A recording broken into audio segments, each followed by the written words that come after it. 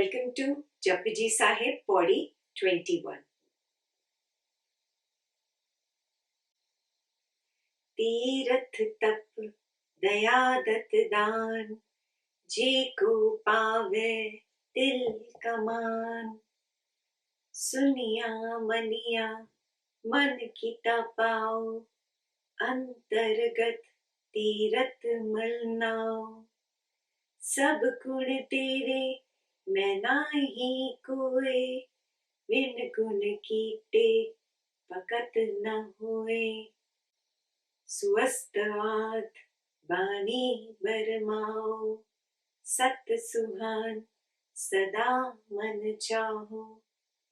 कवन को वेला वखत कवन, कवन तिथ कवन वार। कवन सी रुति माहु कवन, चित हो आकार। पेल न पाइया पंडिती, जे हो वै लेख पुराण। वखत न पाइयो कड़िया, जे लिखण लेख कुरान। तिथवार ना जोगी, जाने रूतन महु न कोई। जा करता सिरथी काओ, साजे आपे जाने सोई। किव कर आखा किव सलाही, कियो वर्णी किव जाना। नानक आखन सब को आखे, इक दू इक सियाना। वड्डा साहिब वड्डी नाई, कीटा जाका होवई। नानक जे को आपो जाने, अगे गया न सोही। This 21st Pauri is another revolutionary Pauri. Here he says, all the people that go for tirath, that is pilgrimages, people who do penances or tapa, people who have expressions of daya. Daya means compassion. Simply those people who do a lot of seva or charity and help other people. People who do dan, donation, either through money or through any other kind of help. All these only bring tilkaman. Tilkaman means just an iota of merit. Til is like a small little seed, like a sesame seed. Only that size of merit do you get by going to pilgrimages or doing penances, by doing service or by charity. Then how does one grow spiritually? What is the true meaning of being a dharmic? The true meaning of being a dharmic is actually recognizing that awareness that you are. Real dharma means recognizing that this so-called I that I am carrying around is nothing but pure doership. It is nothing but ego. And when I operate from this space of doership, even if I do seva, even if I do charity, even if I help 1,000 people, I show compassion, it is of no use because my ego is looking for appreciation in return. It is looking for recognition in return. It is looking for praise. It is looking for some or the other material world gain. And when you are looking for that, then you are not doing any kind of charity or donation. There is no compassion in you. It is coming from a pure space of selfishness where you are doing nothing but business. Only here, business is not for money, but business is for praise, for name. Homework number 1. You check when you do any kind of seva or service, when you do any kind of charity donation, when you do any kind of penance, are you looking for something in return?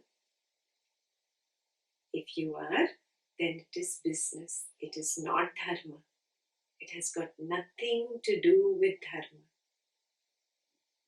But if you notice that you just have a thirst to know the highest truth, the thirst to know your own self, and you recognize the so-called ego that keeps looking for something in return, the so-called I is not really the real I, that there is something higher, something bigger, and you are pursuing that with diligence, with love, with one-pointedness, then you are walking on the path of dharma. So whenever you do some merited action, some punya, always remember, if the ego is attached to it, you will not gain any good merit from it. I remember a story of a king who went to Bodhidharma. He asked Bodhidharma, I am here to ask you a question. I have done a lot of charity. I have helped Buddhism spread a lot in China. I have printed the Buddhist scriptural books for free and circulated them for free. I have fed thousands of bhikshus.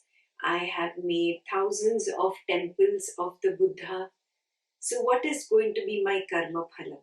What is going to be the result of this action? So Bodhidharma was just silent. He did not say anything. The king asked again, please answer me. I have done so much. Please answer me. What is going to be the karma phalam, the fruit of this action of charity, of donation, of dana, of this daya? So then Bodhidharma finally looks up at him and says, you are bound to go to hell. The king was taken aback. He said, how can this be the fruit for such a wonderful action? This does not sound right. Bodhidharma says that the external action does not matter. Your internal attitude towards that action is what matters.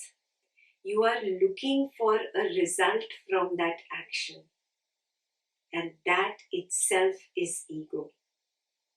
The ego is attached to all these good deeds that you have done, and therefore ego nullifies the merit that comes from these good deeds. Finally, you will only land up in a state of hell. Hell does not mean a place where they are going to fry you like chickens.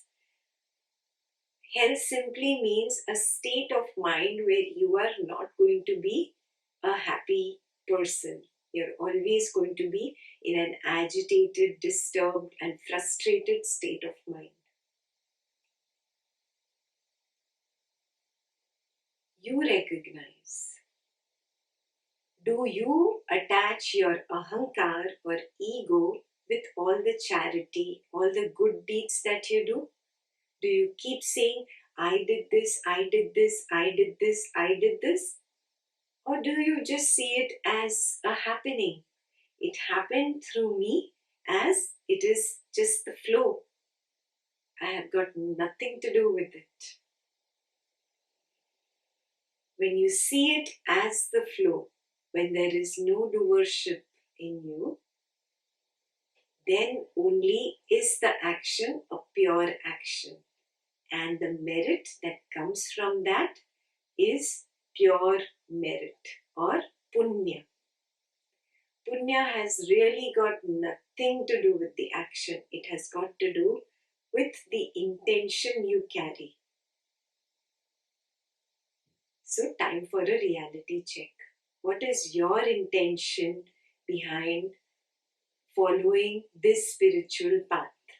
Are you doing it for name, fame, praise, a pat on the back, for a good social structure, or because your friend does it or a family member does it? Or are you really thirsty for the highest truth? Check. सुनिया मनिया मन की तपाओ अंतर्गत तीरथ मल नाव. Listen to this with love and humility in your heart and recognize the truth that the inner dirt, the inner dust can be cleansed only by recognizing the truth of who you are. Recognizing the Naam, the sound of this creation, the word Om, the sound Om. Recognizing that all-pervading awareness is who I am, that all-pervading consciousness is who I am. There is no difference between I and you, I and he, I and she. Everyone is just the same awareness, the same consciousness. This is the highest truth. When you recognize this, that itself is like the pilgrimage bath. It is like the holy bath. That holy bath happens by going within. It does not matter how many baths you take outside in the holy rivers. But if the sin and dirt is inside, it's no point washing the body from outside. The inner dirt can be cleansed only by the inner water. And that inner water is the water of love, the water of oneness, the water of consciousness, the water of all-pervading awareness. सब गुण तेरे मैं नाही कोई, win गुण कीता भगत न होए. All virtues are yours, O Lord. I have none, no virtues, nada, zilch. I have zero virtues. And without virtue, there is no devotional worship. Then how can I worship the Lord if I have no virtue? Who wants to be virtuous in you? It is the ego. The I says that I am virtuous. Oh, I am deserving. And because I am deserving, God, you should come to me. We put a condition even on God. We put a condition even on this consciousness. This ego, till the time it keeps desiring, it keeps itself alive. Only the one who is ready to destroy this ego, the one who is ready to dissolve and merge with that consciousness, with that awareness, he recognizes that just this merging, this dissolving itself, this non-doership itself is devotional worship. And non-doership is the highest virtue. Our problem is we always hold on to the karta and drop the karma. What is karta? The doer, the one who does the action. And karma is the action. So if an action is successful, we say, I did it. This I did it means I am holding on to the karta. I am very firmly established in my doership. Now there is another angle to this doership. Now because I believe I am the doer, when I am successful, so what happens when there is failure? I say that the failure is because of him or her. But this is a wrong understanding. How can success be because of I and failure be because of you? This game is played by the ego. The wise one recognizes this game. The wise one sees through this loophole. The wise one understands that the complete responsibility is mine. It doesn't matter whether the karma phalam or the result of action was success or failure. Complete responsibility is mine. Just like I am responsible for my success, I am responsible for my failure. Just like I am responsible for what came my way, I am responsible for that which left me and went away. So, I cannot blame other people, situations or things because I am completely responsible. The one who sees this truth that I am completely responsible, he is the wise one. He has understood the highest secret of karma. He has understood the secret of cause and effect.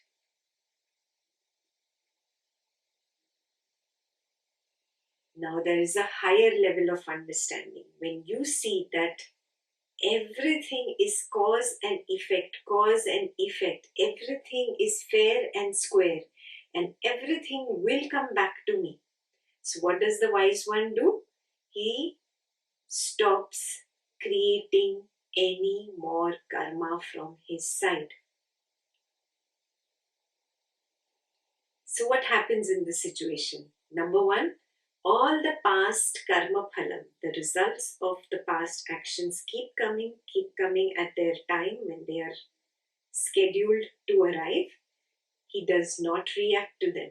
When he does not react to them, he willingly, voluntarily, happily goes through that karma phalam. That karma phalam withers and dies. Thus he settles his account with the past. And he does not start or initiate new karmas in the present.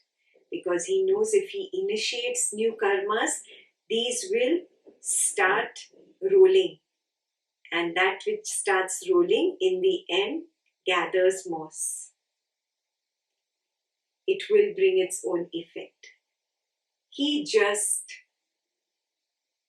surrenders. He lifts his hands up and now he just goes with the flow. Because now he has understood that the flow was always there. Unnecessarily, I kept screaming and shouting, thinking I am the doer. I was the one in excitement screaming, I got this, I did it, I achieved it, I attained it. And I was the one depressed and angry at the world, at people, at situations when things did not go my way. Unnecessarily, I was anyway being propelled by this flow of karma. I was flowing in this river and thinking that I am the one directing the river. So foolish, so foolish. The wise one wakes up. He withdraws, he surrenders, he quits, he lifts up his hands, and he now realizes he can just float. Now he floats. He floats on the water. He breathes. He's happy. He's relaxed. He has accepted whatever needs to come, comes.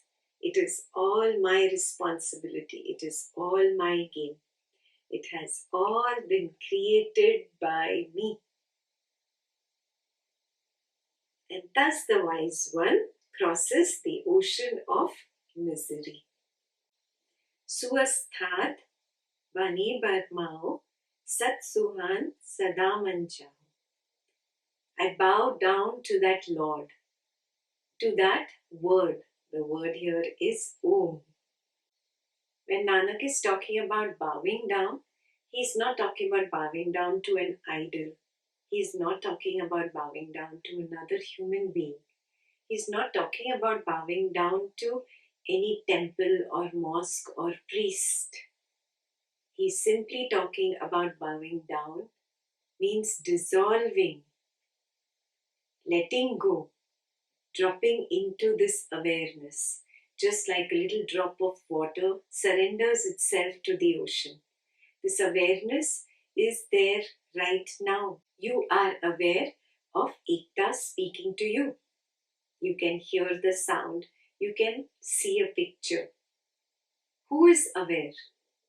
Now take the attention from this object of sound and sight to the one who is aware of this sound and sight.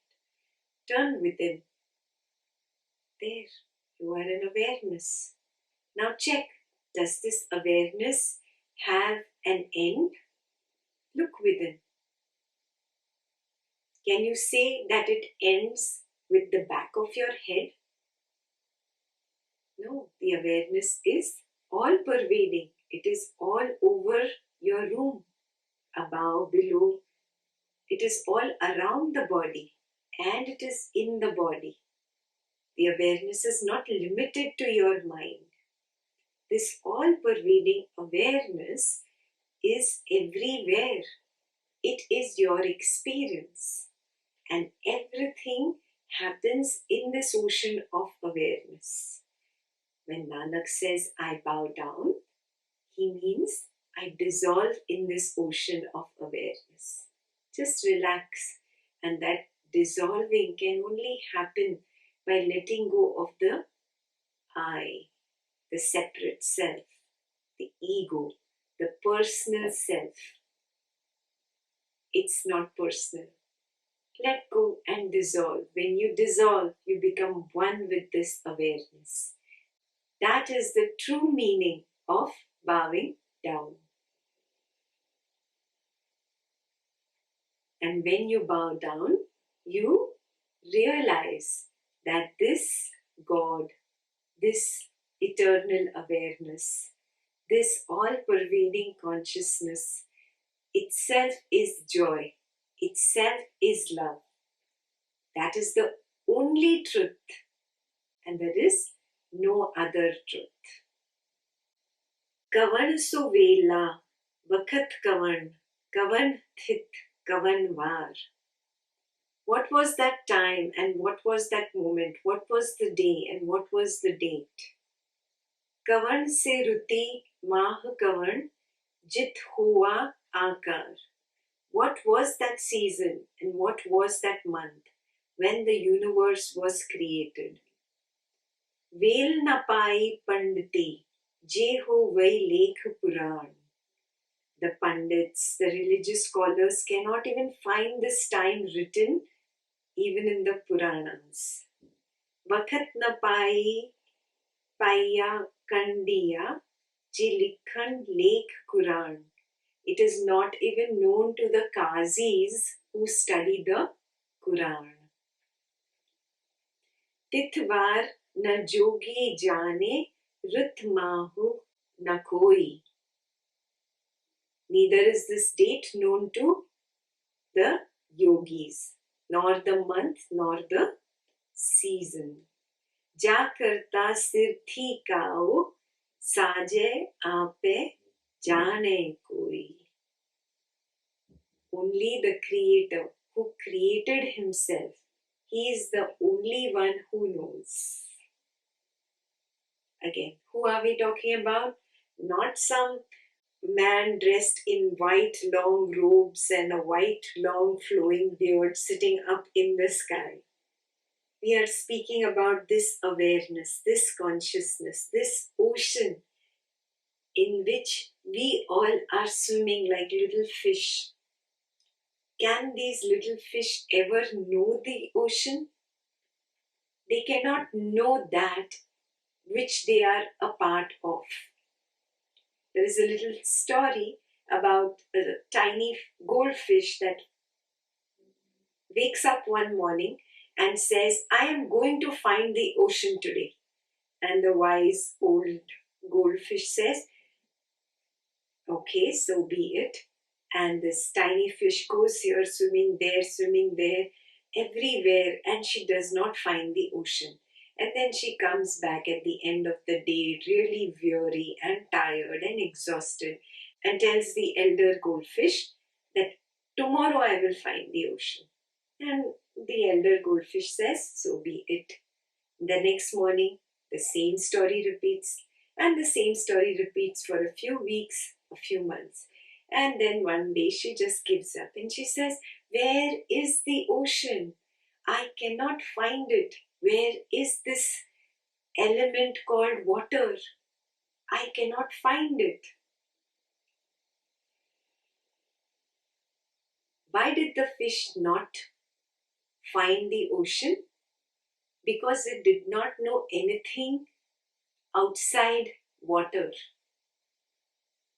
If there was an outside that could be known for the fish, then she would know what it means to be in the water, that water is her life. The moment a fish gets out of water, it is dead. It cannot know anything outside water. But because it is so close to the water, the fish does not know that ocean itself is life. It is the same story with us. Exactly the same story. We are all floating, all suspended in this ocean of awareness. We are so close to it that we just don't see it. We just cannot find it. It cannot be known by the mind. You can just be it. Just be it. You can just experience it, but it cannot be put into words. It's indescribable. The mind and the intellect cannot reach there, but you can definitely experience it. When you dissolve yourself into the process of pure experiencing and keep the mind and intellect in the parking lot, in that pure experiencing, you will be able to notice that you are awareness. There is nothing called I within. When you turn back within to find that I, that ego, the one who says I am so and so person, you will not find that I. The I simply does not exist. When you look within, you find absolute nothingness. That nothingness is also not a dead nothingness. It is alive, it is conscious, it is aware, it knows. That is who I am. And who created this ocean of awareness? When was it created? What was the date? What was the time? In which season was it created? How was it created? Nobody knows. Nobody knows. Not the Qazis who study the Quran, not the Pandits who study the Puranas, no yogis who practice penance. Nobody knows. Nobody knows. Only the awareness knows itself. That is why the I has to dissolve, because the I, the ego, cannot meet the awareness. Only when the I dissolves, and in that pure experiencing, you become the experience itself. Only in that pure experiencing, awareness meets itself. Prem gali ati sakare, tame dau na samay. The street of love is very narrow, very narrow. In that, there is no room for two. The only way that you can experience your true nature is when the I drops, when the ego drops. Kiv kar aankhaं, kiv salahi, kyo varni kiv jana. How can we speak of him? How can we describe him? How can we praise him? And how can we even know him? Because only he knows himself. Only he knows how he created himself. Only he knows from where he begins and where he ends. We cannot know it. The mind, the intellect cannot know that, because the mind or the intellect has to dissolve like a grain of sugar dissolves in milk to become sweetness. There is no other way that the mind or the intellect can know it. It can only be experienced. And that which can only be experienced and not known by the mind or intellect, how can the mind or intellect have words to describe it? How can the mind or intellect even know it or praise it or speak of it? Nanak आँखा सबको आँखें एक दू एक सियाना. Everyone speaks of him. Each one is wiser than the other. There's so many teachers out there, so many gurus out there, so many people who claim to know it and who speak of it. One is wiser than the other. There's so many out there. Vadda Sahib vaddi nai kita jaka hove. But does really anyone know or has successfully been able to describe the Vadda Sahib, the great master, the awareness, the consciousness? That great awareness, the great master, the Vadda Sahib, he is beyond this creation. We are all a part of this creation. How can we, that which is created, know that which is the creator? The creator is always bigger than his creation. The creation is always smaller than the creator. So I, this little body-mind complex and that big intellect inside it saying, I know I will find God, I will attain the highest truth. This little I, this little ego is a creation of that big creator.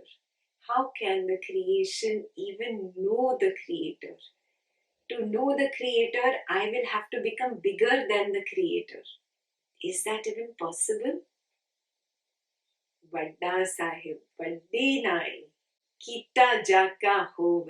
Whatever happens in this creation is according to his will. What does that mean? That if I have to dissolve that point of dissolving, that point of dissolution is also decided by his will, by the awareness. Just like the boiling water decides that at exactly 100 degrees Celsius, the liquid state changes into vapor. Nothing can change this property of water. Water is the master of this law. Just like that, the awareness is the master. It decides what's its little creation, like me, will be able to know, at what time it will be able to know. And when this little creation of that creator will reach its 100 degrees boiling point, everything is his will. Surrender, surrender. The moment you surrender to his will, you start moving with the flow. And then life becomes very simple, very simple. Your only obstacle is your separate self. Your only obstacle is I. Recognize this obstacle again and again. Weaken its strength with the nectar of knowledge. Weaken its strength by keeping it away from the poisons of greed, jealousy, hatred, delusion, competition, passion. Weaken its potency. The more you weaken its potency, the quicker you will dissolve. The quicker you will be able to become one with that Vadda Sahib. Nanak जे को आपो जाने आगे गया न सोहे. O Nanak, one who claims to know everything in this world, he will never be decorated in this world.